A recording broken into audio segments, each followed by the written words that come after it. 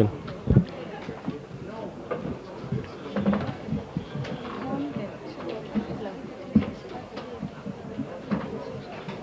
למה לא נכון? לא, לא, אני מצטערת. צריך להיות מכאן. כמה נקבע? תבדקו את המיקרופון.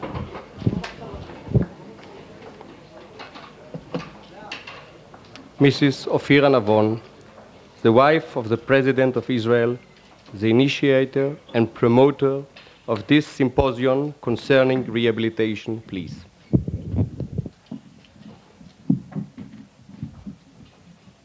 Our dear guest, Mrs. G'Ihan Saadat, President of Haifa University, Mr. Avner, Mr. Chairman, honored guests from near and far, Shalom. Mrs. Saadat, I have looked forward impatiently to your coming, but there was a time that I wasn't sure if I would be able to be here. By the grace of God, I'm here, and you're here, and we are all here to honor the cause which concerns all of us, raising the quality of life and improving the lot of human being, whether he is a victim of nature or accident, or to our sorrow, a casualty of war. I could have arranged a cocktail party for you or another kind of entertainment, but from what I have heard about you, I knew that your heart is not in pastimes of this sort, which are so often imposed on us, president wives, whether we like it or not. Since I have heard so much about your dedication to the cause of rehabilitating children and wounded soldiers, and I know of the impressive achievement of the Al-Wafa Wal-Amal Faith and Hope Rehabilitation Center that was established on your initiative and enjoy your constant attention, I thought you might want to hear something of our work in this field in Israel. Although I am sure that much of it is already familiar to you, I hope you will find interest in what our finest and most dedicated experts that are here with us today are going to tell us. We shall, of course, be very happy to hear from you about what is being done in Egypt, and we hope that this group may be able to meet with you soon again in your own institution. All of us here are motivated by one common desire to work towards the following goals. 1, reducing the number of congenital defects through intensive research into the causes of heredity and congenital disabilities. 2, fighting the disaster of road accidents, which cause such terrible casualties and such heart-rending tragedies. 3, alerting workers to the need for safety precautions and training them to prevent work accidents. And last but not least, rehabilitating the disabled and the invalid. In the past, many of those who suffered heart disease, cancer, injury to the brain and to the spine never even reached the state of rehabilitation. Up to 10 years ago, for example, at least 50% of those paralyzed by spinal injuries simply died. This then is the new challenge that faces us, a challenge with inexhaustible possibilities. We in the field of rehabilitation should feel here a sense of satisfaction, for after all, we have prolonged life, or even brought back people from the brink of death. But prolonging life has meaning only if those who are saved can live in human dignity, rather than degraded by dependence, depression, and misery. In the light of my own experience over many years as a psychologist engaged in rehabilitation of crippled children, I have reached 2 main conclusions. First, we must continue to devote genuine effort to creating a more positive attitude and a better understanding of the disabled, so that he feels that he is still a human being, a citizen, a person with rights, even if he is an invalid. We have not always done this in the past. We have treated the disabled as a welfare case of no value in society or to himself. And here, we ought to remind the healthy members of society that there is but a short step between them and the handicap. We must remind them of the unpleasant fact, difficult to accept, that anyone might find himself in a split second transformed from a free and healthy person into an unwanted, disabled one. Instruction and education towards this end seem to me to be a vital part of rehabilitation effort. A handicapped person who is accepted by his family and friends and who receives their support and encouragement is totally different from one who is rejected, isolated, and unwanted. The second conclusion I reached is that we must devote maximal multidisciplinary effort to helping disabled person to be as independent as possible. No effort should be spared to enable him to function by himself in essential daily activities, of course, within the limits of his disability. If he needs artificial limbs or a wheelchair operated by the eye or by the vocal voice because of his arms or legs, or any other device of which we shall hear today, it is unthinkable that he should ever have to do without them. Shortage of funds must never be an excuse for leaving the patient in an institution or dependent on others. If science and medicine have succeeded in developing an apparatus that can enable him to function by himself, I'm not going to enter into the medical aspects of rehabilitation, for this is not my field. But with your permission, I should like to submit one more aspect for discussion. Communication between rehabilitation experts the world over must be instantaneous.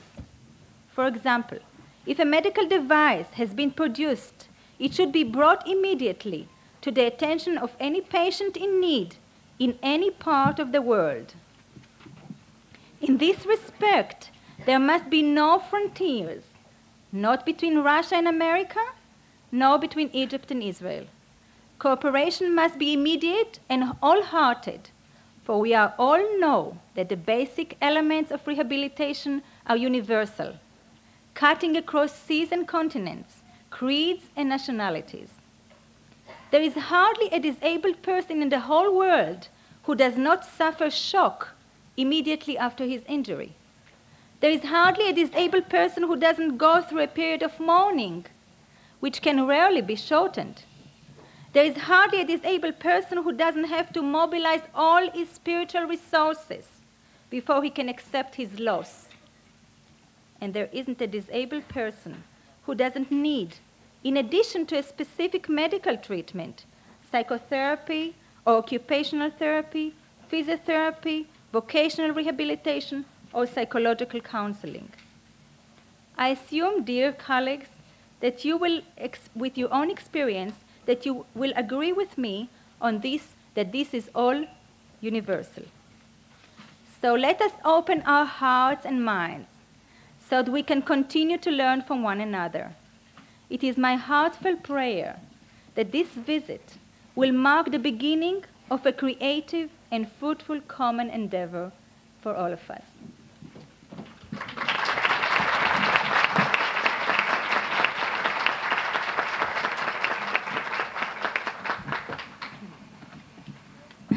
I would like to ask Professor Shani to conduct this symposium.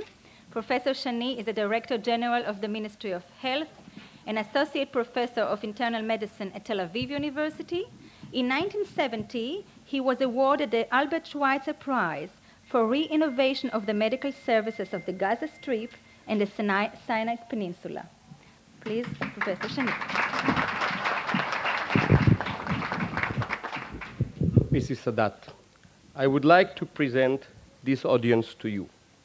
We have with us today heads of universities, deans of medical schools, heads of medical institutions and rehabilitation centers and their senior staff, directors of schools of physiotherapy, occupational therapy, and social work, heads of psychological and rehabilitation department at our universities, and chairmen of voluntary organizations dealing with rehabilitation in all its aspects.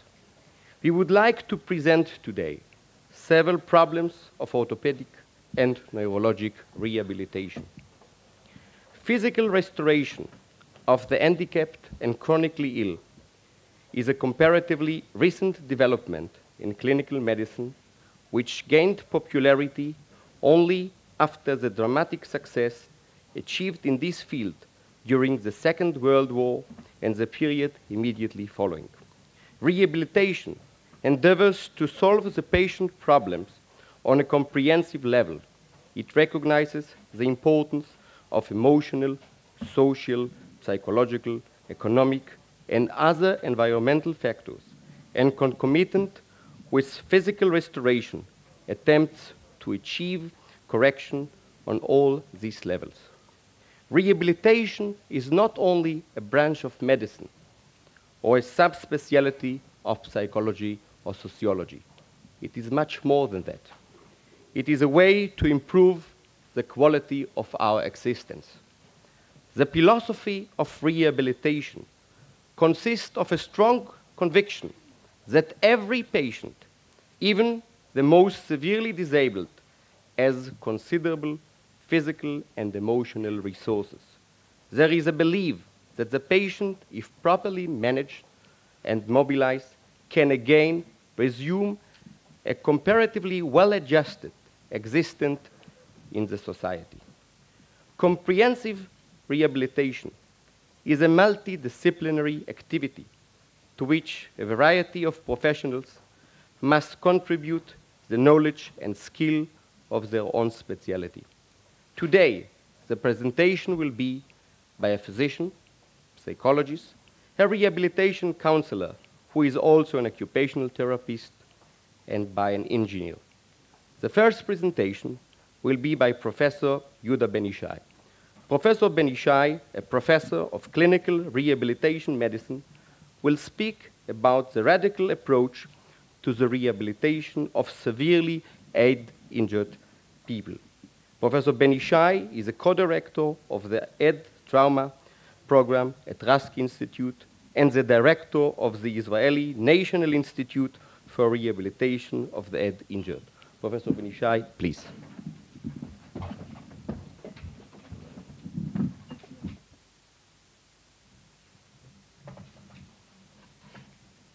Many years ago, when I started my studies at the university, I recall having been asked by my grandfather, "What are they teaching you there?"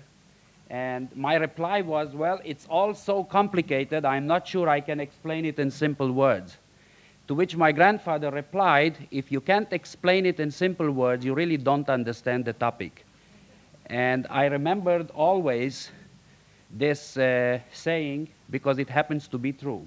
I think we will find out within the next few minutes if I indeed understand my topic or not. I would like, first of all, to characterize very briefly the problems encountered by the severely brain-injured patients that we are talking about. Picture in your minds, if you please, 4 circles, one within another. The first circle would correspond to the innermost part of the patient, the intellect, the internal thinking apparatus, the feeling parts. That's the intrapersonal part. The severely brain-injured person is impaired in that quite severely, and this is, in a sense, the inner computer which guides everything else. If we picture the second circle surrounding this innermost circle, and we would characterize it by intimacy or interpersonal relationships, this is another area of function which is quite impaired in the severely head-injured patient. And if this is not enough, we may add now a third circle, and that's the social sphere of functioning. All severely brain-injured patients, without exception, are impaired one way or another in this particular area. And last but not least, the work area, which is a prima facie case of impairment in our patients. The problem of the severely brain-injured patient is that all of these areas and domains that are affected are crying out for help immediately and simultaneously. It is impossible to help these patients by piecemeal way, trying to piece together a program for them. And this has been, in fact, one of the main reasons why the rehabilitation of the severely head-injured patients to date, up until quite recently, in the last several years, has been woefully inadequate. Now, if we would picture the problems that have prevented progress in this area in rehabilitation, I would characterize it very briefly in 3 points. If we can imagine that these patients have potential, they do have intellectual potential, which could be released if one would only know how to. And we could imagine that there are 3 barriers that have been standing in the way of actualizing this potential.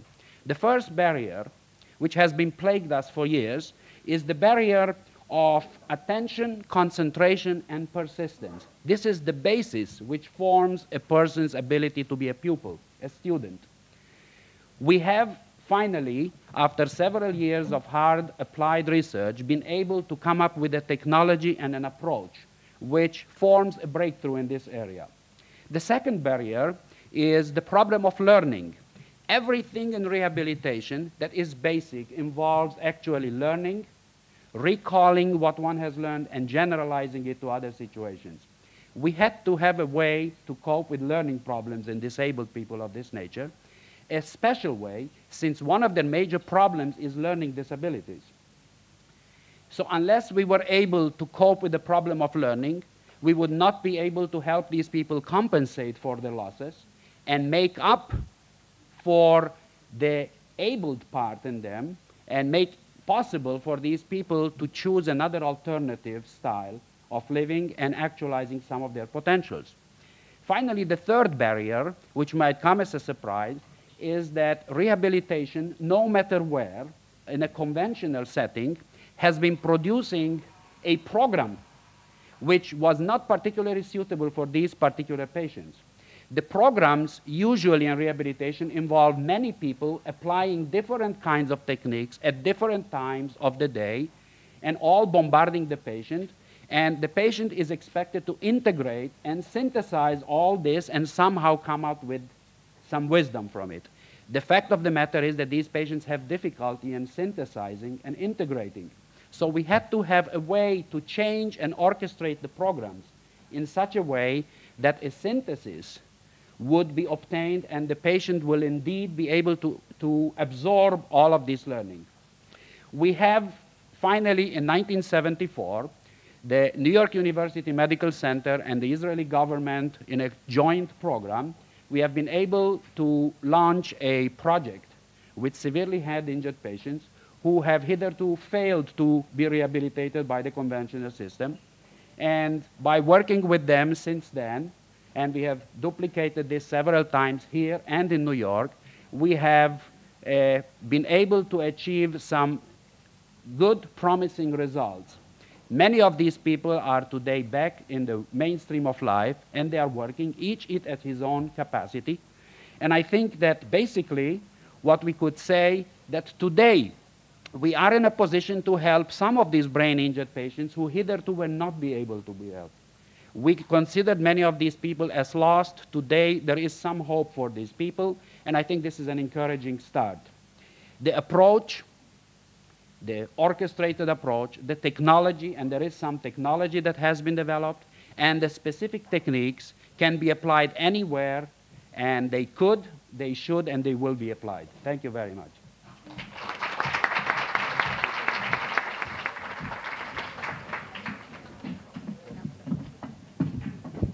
Are there any questions or remarks, please?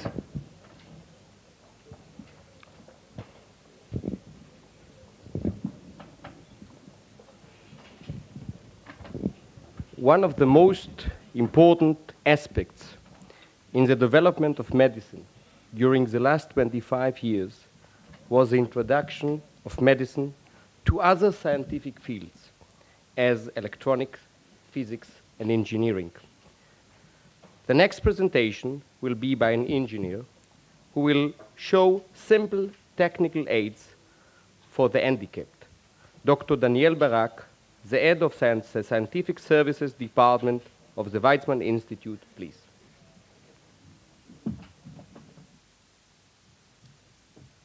Distinguished ladies and guests, I am representing here a group of about 50 engineers and technicians who has nothing to do in our daily work with rehabilitation or something like that. We are a group that helps the scientists to build, repair their instruments for their research. But having this background, we were approached a few years ago with problems, and from their own, with problems by handicapped people who looked for help. And from that day, we are doing some work, hopefully a good one. I'm going to show you some of it, in this area to build simple, and I underline the word simple, daily aids that can help them in their daily life. I now will go there and try to show you, I would say, history cases, small history cases, the problems, and how we tried, sometimes succeeded, in helping and solving simple, with a simple daily aid, a big problem of that man. So I'll go there.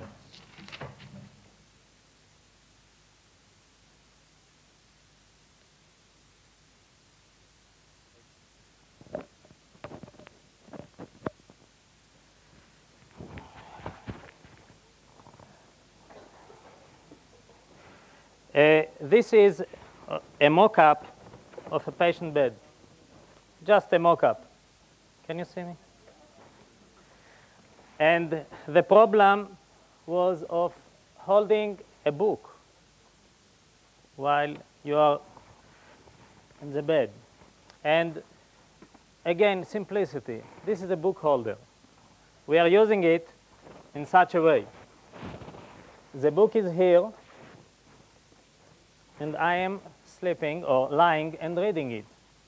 I can rest with my hands, and all what I need is at least one head operated. Then when I have to change the page, I'm doing something like that. Here it rests again.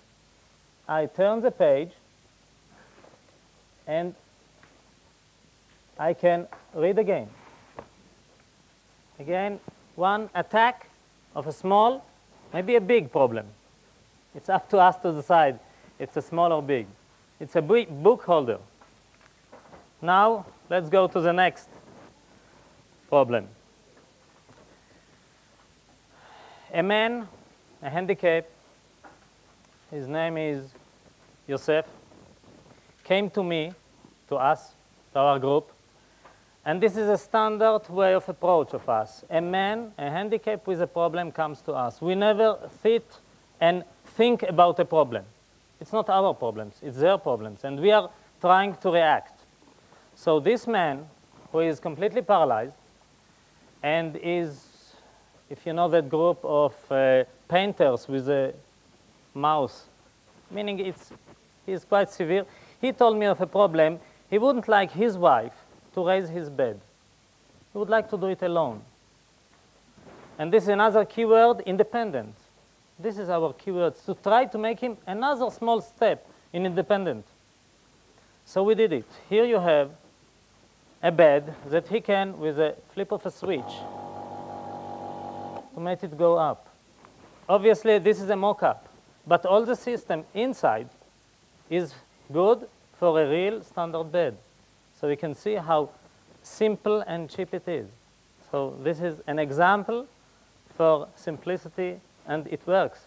He has it for about 2 years, and if he likes it, we like it. It's the only criterion.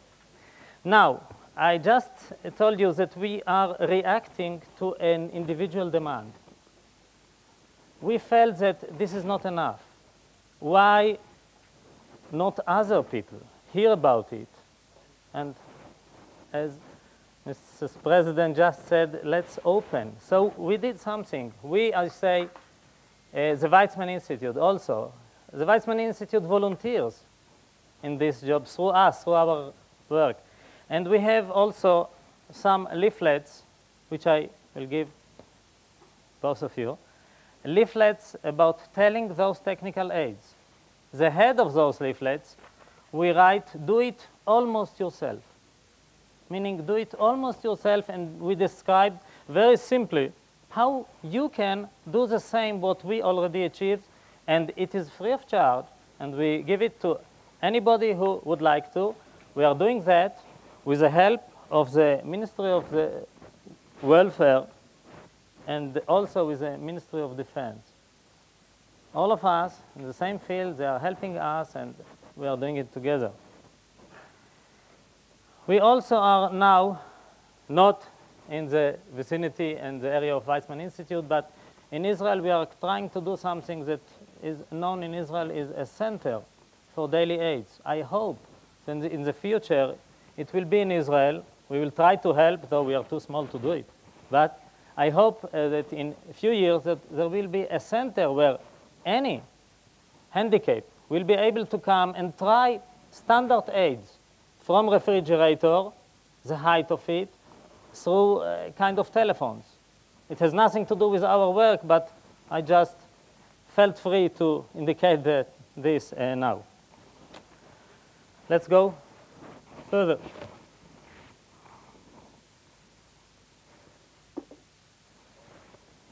And other aids. Let's start with a problem. A hook, artificial hand. How can I open it? It's not so easy. So it took us 3 months to reach the simplest solution we ever reached. It's a rubber nipple. We substitute the cap with that rubber nipple here after we made a small cut in it. Now look what happens.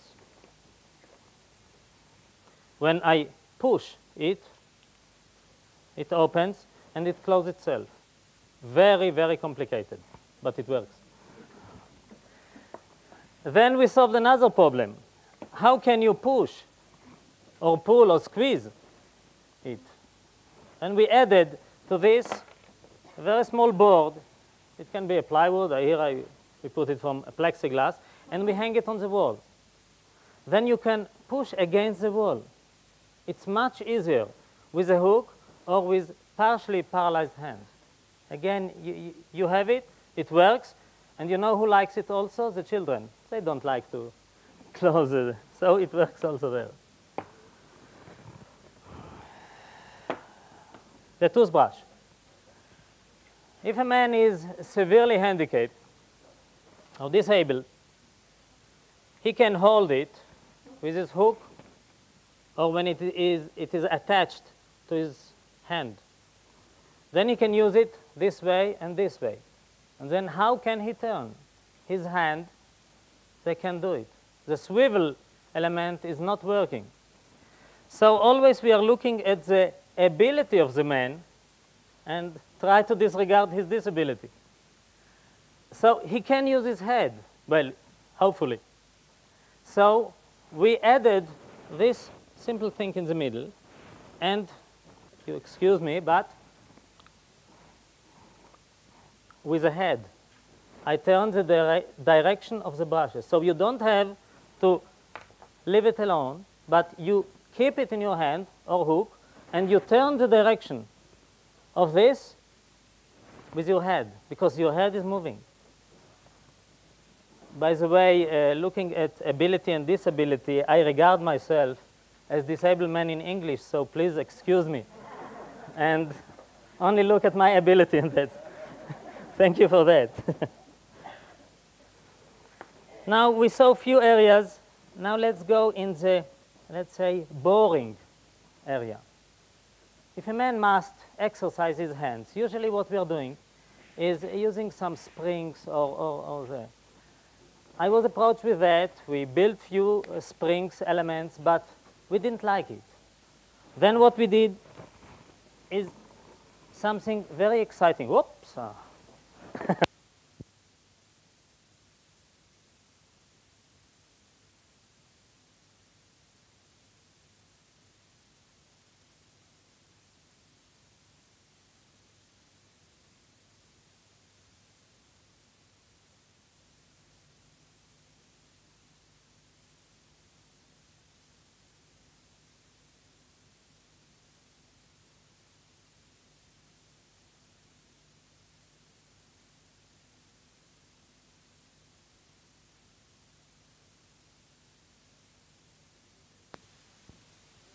thank you, to the nurses of the hospital, and we just put it there and tried them to start to pump this and to play with it. Look what happens here and here. Just to pump it here. By the way, it's impossible. You see, it goes up and goes down, and you have to pump it again and again. And then, so they asked me, what's the idea? Okay, the idea is to pump. The idea is to use this with your hands, or you use it so, or you use it so. It depends what do you have to exercise, but it's much more amusing, and people like to do it. And that was the answer of a question we put here. Well,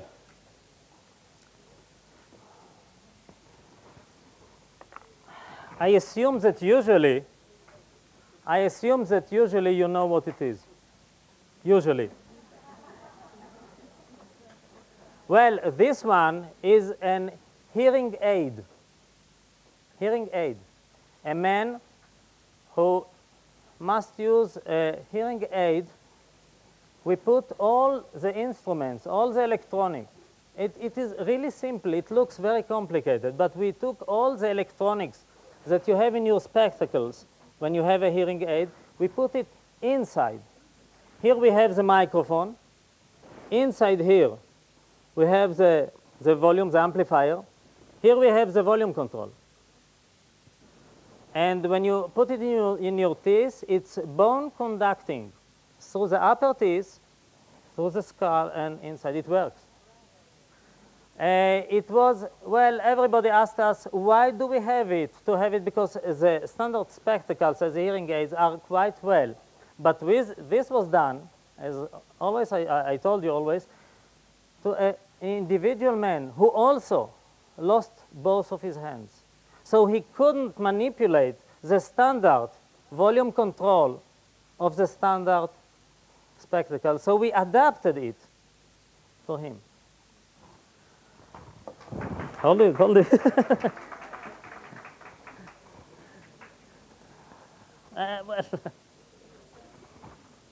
this is a standard spool winder that a man can activate.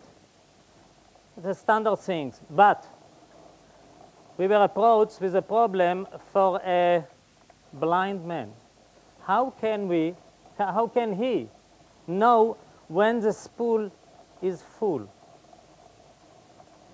Well, he know because when it reaches a certain diameter, just so we added this element. And again, this is a standard, and we added this. And it can be bent to adjust different diameters, depending. And this is a switch and a buzzer. For a simple technical man, it's nothing. Just you can have it, and it works. We were approached, and that was the solution. This is the rear window. This is the rear window of a car. I'm sorry. This is the rear window of a car, and when a handicapped driver, a paralyzed driver, is driving, and he has a flat tire, we were approached again with a problem of that man was sitting for 4 hours in his car before he could pay attention of somebody that he has a problem. We are not talking about going outside, but just paying attention. So what we divide, this switch we put on the standard, on the dashboard, and in alternately. Well, this is written in Hebrew, but we have also the Arabic device. Arabic suggestion. I'm sorry that I cannot read it, but I hope it's true. Okay.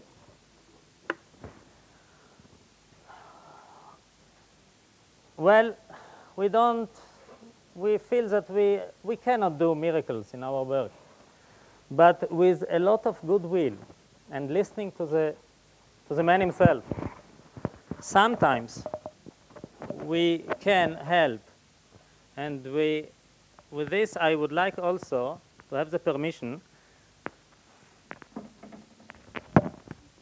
and to give both of you albums.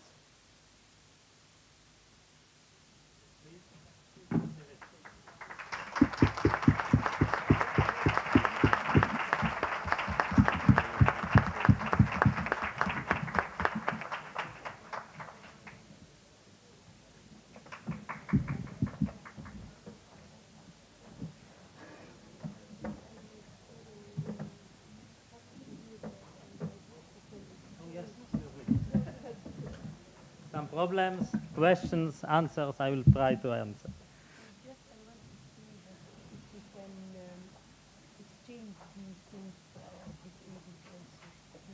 With pleasure. We should do.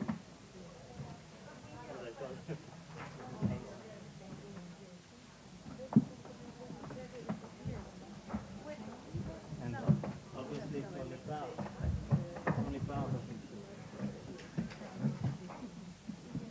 Only part. Next time we visit you in Nabon.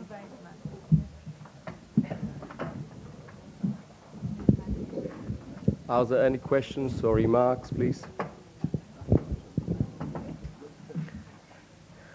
One of the nicest shows currently on stage in London is Whose Life Is It Anyhow?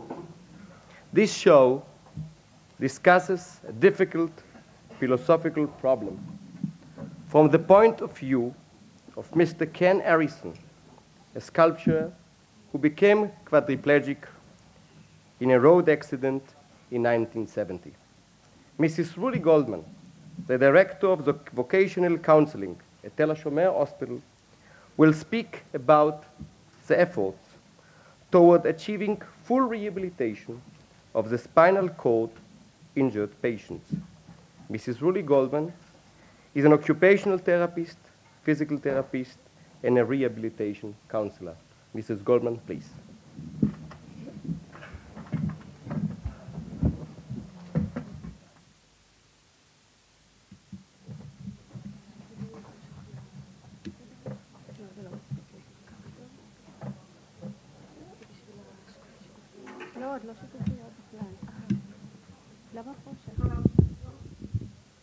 No, not now.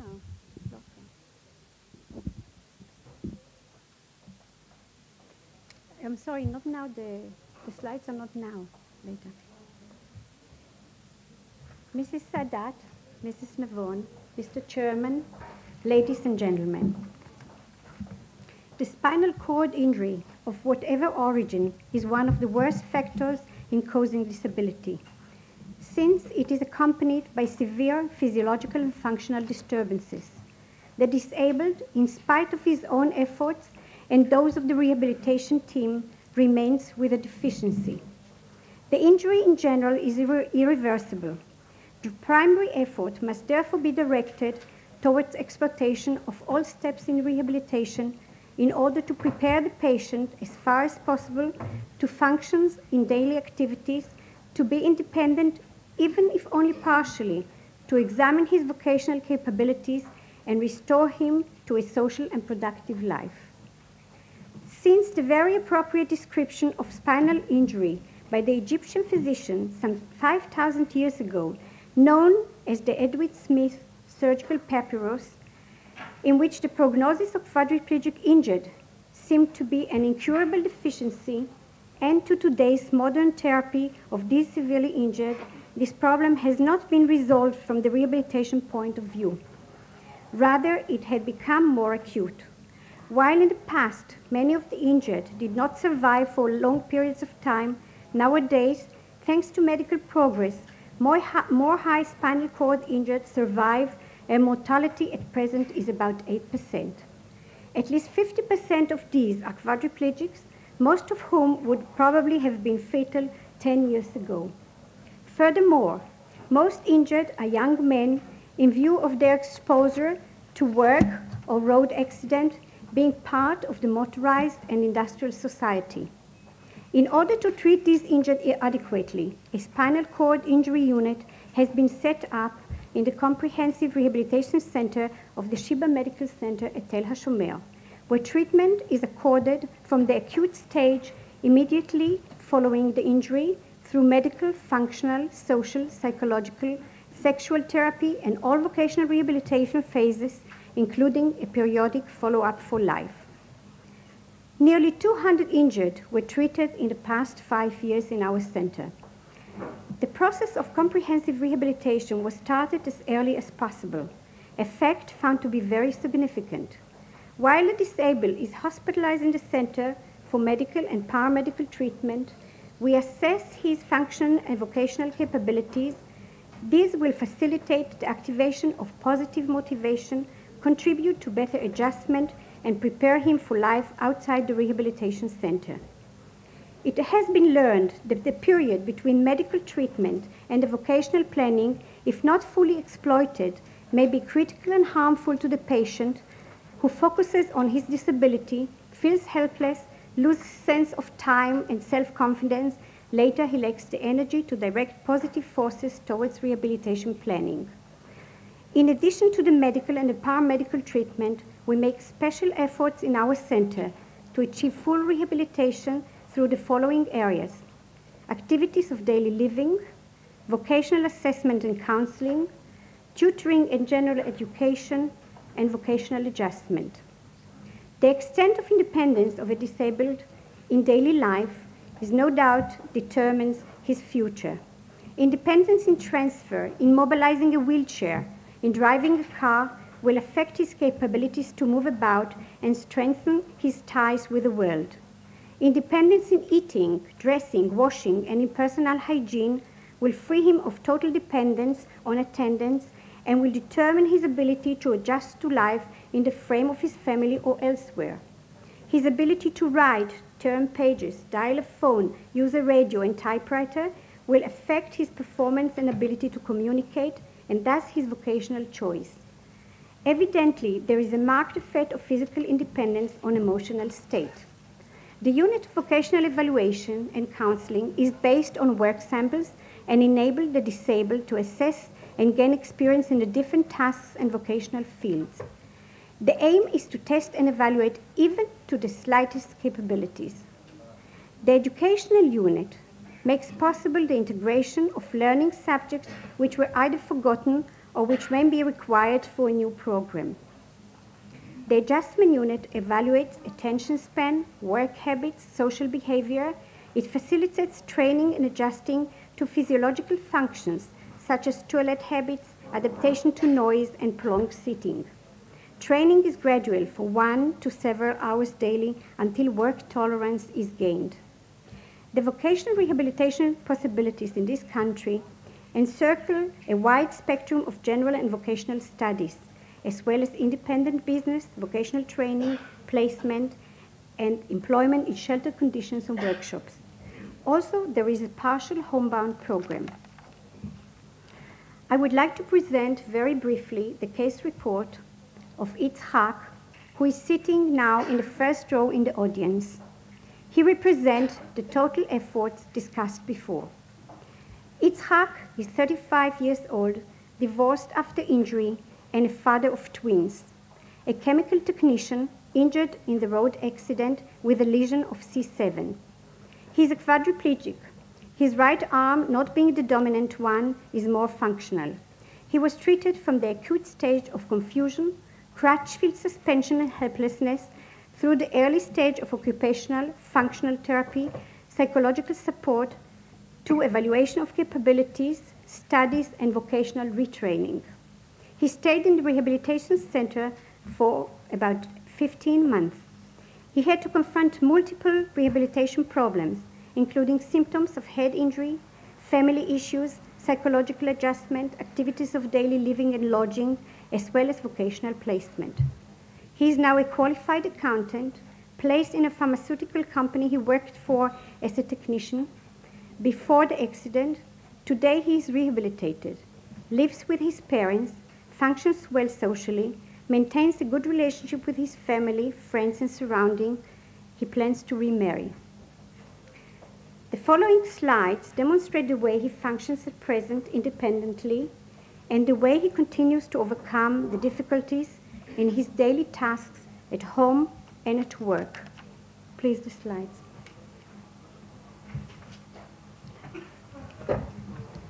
Yitzhak was left with a right non-dominant hand, very weak one, and a left hand without a grasp and without a pinch, very unfunctional. Now he uses the flexor hinge splint that improves his grasp, and he has a very, very good functional pinch with that flexor hinge splint. We see how he gets up in the morning. He has to bend forward, to turn around, move his legs, pull back, transfer on the wheelchair, and unlock the wheelchair and pull his legs.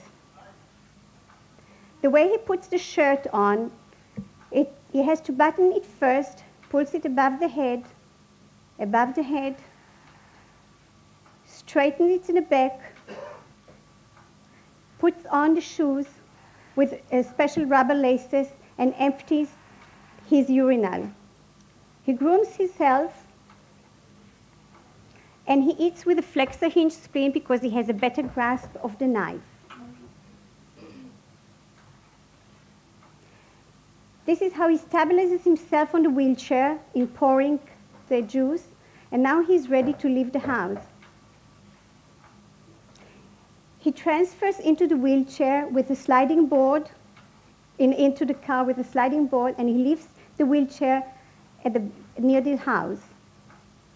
He's in the car preparing himself to drive to the factory where he works. This is the Ica Farm factory where he works, pharmaceutical company. Now he comes out of the car and he wheels himself up to in the ramp into the factory. This is inside the factory. This is the unit where he worked before as a technician. Now he's at his desk doing his accounting work, using mainly one hand, which became the dominant. Now the right hand is the dominant hand. Eats breakfast with his colleagues at the factory, push-button door to exit. Now he takes out things from his kangaroo that he really invented himself, transfers into the car, and is ready to finish a day's work.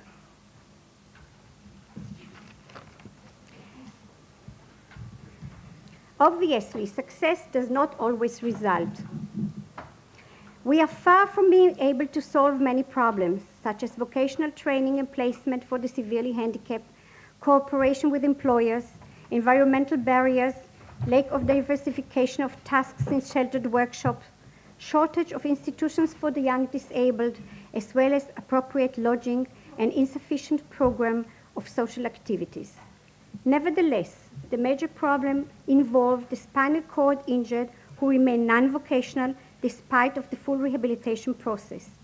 For them and with them, interests and hobbies, as well as social activities, must be developed in order to create meaningful life, the life which our society helped them preserve. This subject cries out to all of us who deal in rehabilitation. Let's find a way, through cooperation, to expedite the progress toward solving these problems. Thank you.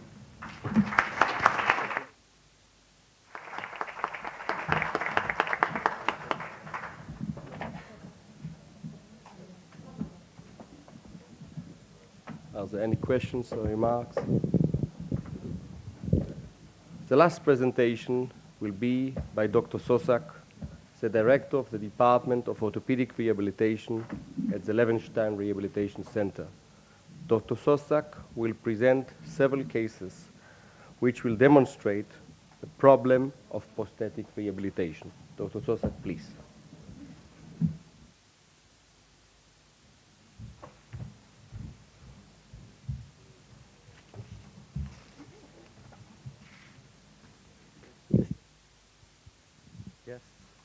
Mr. Chairman, ladies and gentlemen, rehabilitation of amputees became an important topic in the last decades, the reason being a steep rise in the number of amputees. Successful prosthetic rehabilitation of a lower limb amputee influences very much his general rehabilitation process.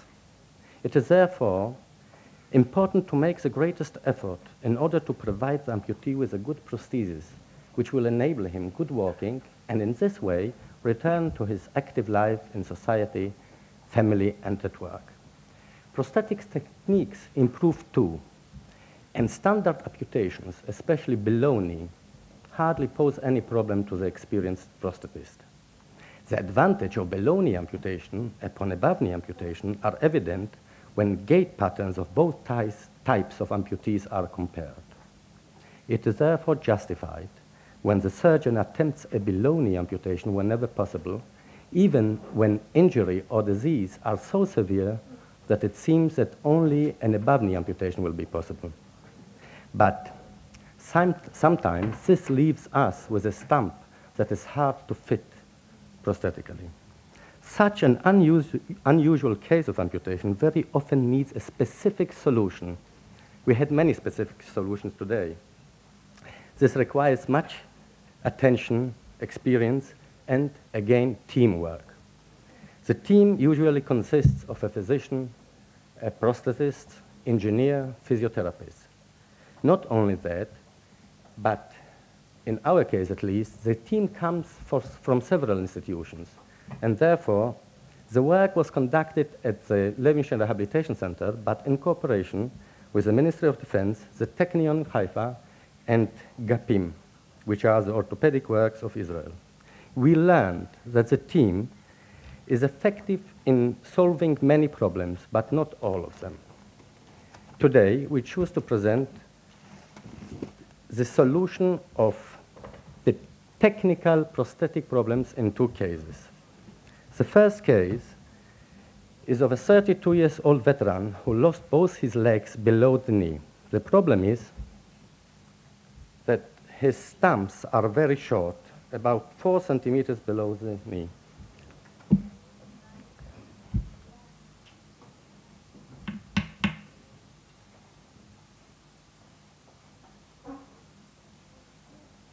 Lights, please. Yeah. When the knee is flexed, the stump disappears almost completely.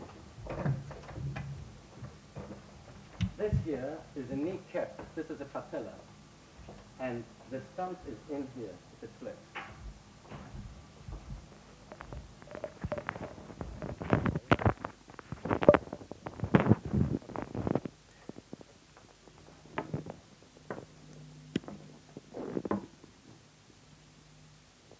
Next. When the stump is short, it becomes spherical, and the moment transfer from the stump to the socket becomes totally inefficient, causing pain in standing and walking with a PTB prosthesis. Flexing the knee, next, like in walking on an inclined surface or climbing stairs or sitting, is impossible. And when it is attempted, the posterior wall of the socket will push out the stump completely from the prosthesis, from the socket. A side corset with sidebars is even a worse solution because of the eccentricity of the axis of the sidebars in relation to the natural knee centroid. Light, please.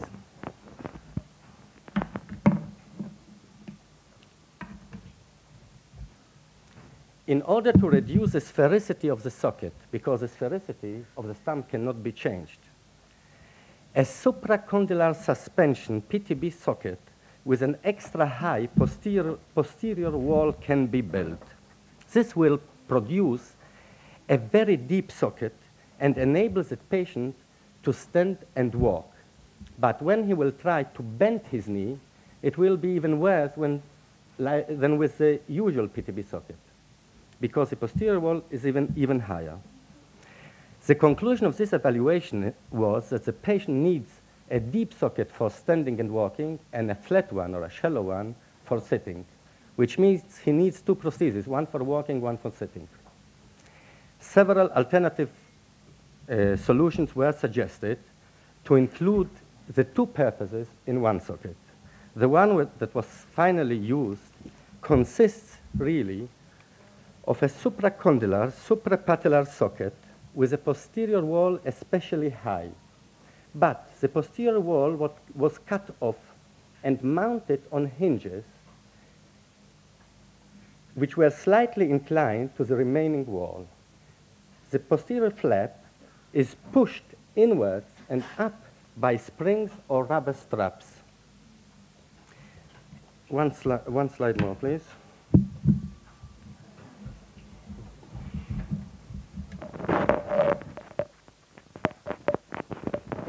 This special geometric arrangement keeps the flap in place when a posteriorly applied force acts on the flap. But when the patient is bending his knee,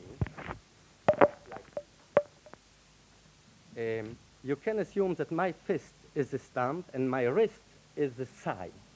So when he's like that, he's deep in the socket. But when he bends the knee, he pushes the flap down. In this way, a socket with dynamically variable depth was achieved. Now it's deep and now it's flat. It's a kind of hocus pocus. So that the two prostheses are not necessary anymore. Thank you.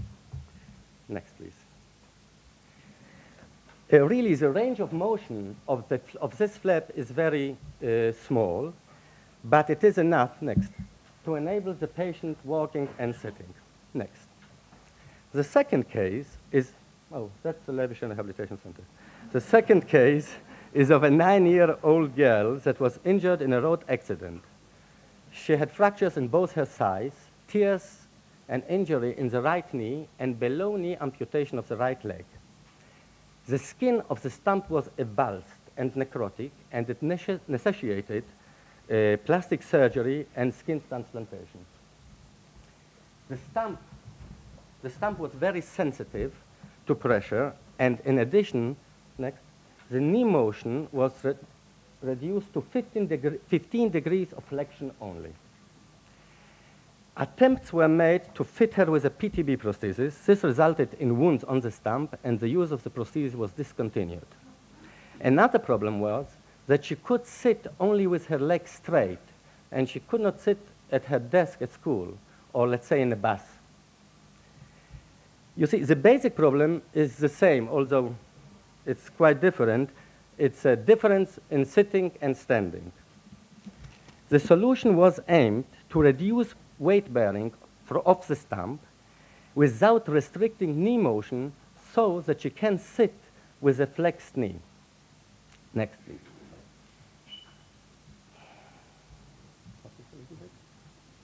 A very high thigh corset was built. The high thigh corset, okay, the high thigh corset, no, back please. The high thigh corset enables sitting on the prosthesis on the ischial tuberosity, and in this way, no weight is taken on the stump. Now, the stump, the next slide, please.